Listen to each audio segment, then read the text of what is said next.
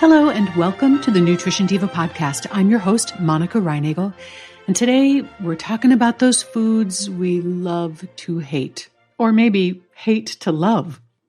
For a long time now, we've had a love-hate relationship with junk food. On the one hand, we know those empty calories aren't good for us. On the other hand, we love our sweets and our crispy, salty snacks. And food manufacturers love them too, because they're relatively cheap to manufacture, they're extremely shelf-stable, and they're irresistible. Unlike fresh fruits and vegetables, which continue to be a hard sell, sweets and snacks practically sell themselves and have a very healthy profit margin. But what if we could make those snacks and sweets healthier? Wouldn't it be great if we could eat the foods we love without the consequences?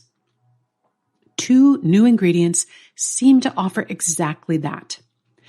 Allulose is a rare form of sugar that has only 1/10 of the calories of regular sugar and a very low glycemic impact. Now, this is not an artificial sweetener. It's a naturally occurring sugar molecule that's present in very small amounts in a few foods, including wheat and figs. And food scientists have now figured out a way to mass produce allulose from fructose using an enzymatic process. And you're soon going to be seeing this ingredient showing up in processed foods in a big way. As a naturally occurring sugar that's already present in the food supply, it's presumed to be safe when consumed in moderate amounts. Although I have to say, our capacity for immoderation apparently knows no bounds. But in addition, human and animal studies using this ingredient have raised no safety concerns, so the FDA has given it the green light. Allulose is about 70% as sweet as regular table sugar, but because it's largely unmetabolized, it provides virtually no calories.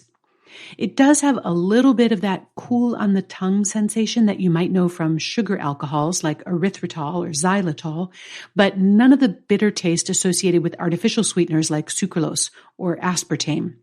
And unlike sugar alcohols and artificial sweeteners, allulose provides bulk, moisture retention, and browning capacity that's much more similar to regular sugar, making it a very attractive sugar substitute.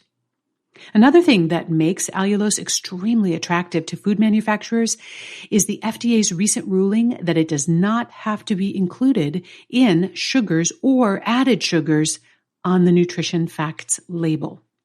We know from consumer research that consumers have become very focused on sugar and added sugar in their foods, so not having to include allulose in those numbers on the label makes sweet products that are made with allulose look much better.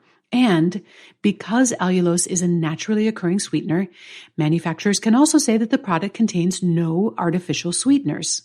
Pretty sweet, huh?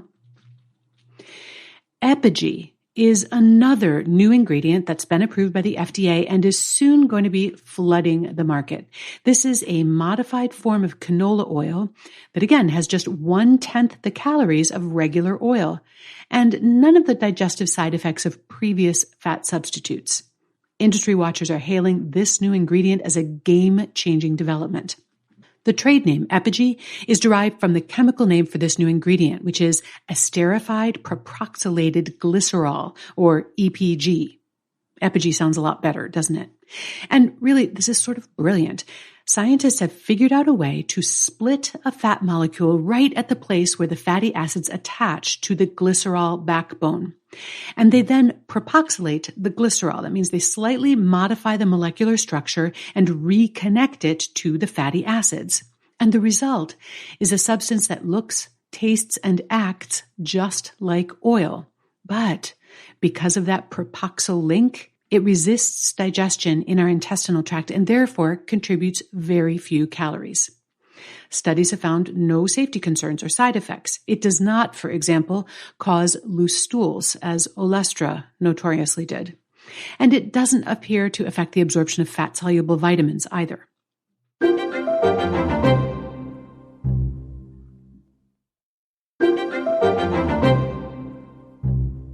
So has science finally delivered the Holy Grail? We now have the ability to make food that tastes like it's full of real sugar and real fat, but won't raise our blood sugar or add unwanted calories to our diet. But will consequence-free junk food really make our diets, or us, any healthier? Or are we simply applying the principles of harm reduction to our food supply? Harm reduction is an approach that aims to reduce the negative impact of risky behaviors. You hear it most often in the context of drug use.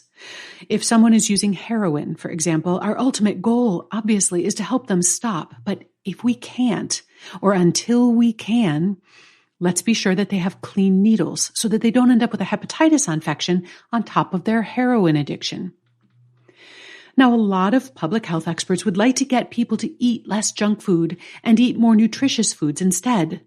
But if we can't, or until we can, maybe we should reduce the calories in those junk foods so that people don't end up dealing with obesity on top of the effects of a nutrient-poor diet. It makes sense, but you can probably see why I'm not thrilled about this new development. Even if we take all the fat and calories out of our favorite sweets and snacks, it doesn't make them, or us, healthier. It just makes them and us less unhealthy, which is different.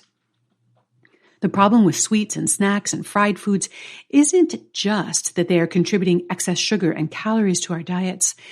They also often displace foods that actually nourish us. And if we perceive them to be consequence-free, that effect might be magnified. If the fries are fat-free, we might be that much less likely to choose a salad instead of fries. If the cookies are made with calorie-free sugar, we might be less likely to reach for fresh fruit instead. But swapping your fries for a side salad or snacking on fresh fruit instead of cookies doesn't just save you calories. It also adds valuable nutrients to your diet. So here's the bottom line. Allulose and epigee are definitely significant developments in food manufacturing. At this point, there doesn't appear to be a big risk of direct harm from ingesting them, but I suggest we view them and foods made with them more in terms of harm reduction than as a get-out-of-jail-free card. These ingredients may make it easier to enjoy some snacks or sweets without blowing your calorie budget. I'm sure I'll be curious to try them myself when I have an opportunity. Just keep in mind that reduced harm treats are still unlikely to contribute much positive nutrition to your diet. So enjoy them in moderation and be sure they're not crowding healthier whole foods off of your plate. I'd be interested to hear your thoughts on this. You can share them with me on my Nutrition Diva Facebook page or on the Nutrition Diva listener line. That's at 443-961-6206. Feel free to suggest other nutrition topics that you'd like me to cover on the Nutrition Diva podcast.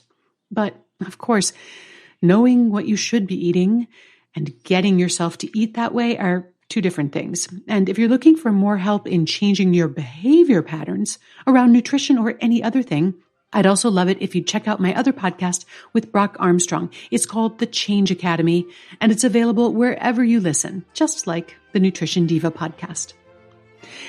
Our show is written by me, Monica Reinagel. It's edited by Beata Santora. My producer is Nathan Sems, and our team at Macmillan Audio also includes Emily Miller, Michelle Margulis, Claire Freeman, and our director, Kathy Doyle. Thanks so much for listening. I'll see you next week.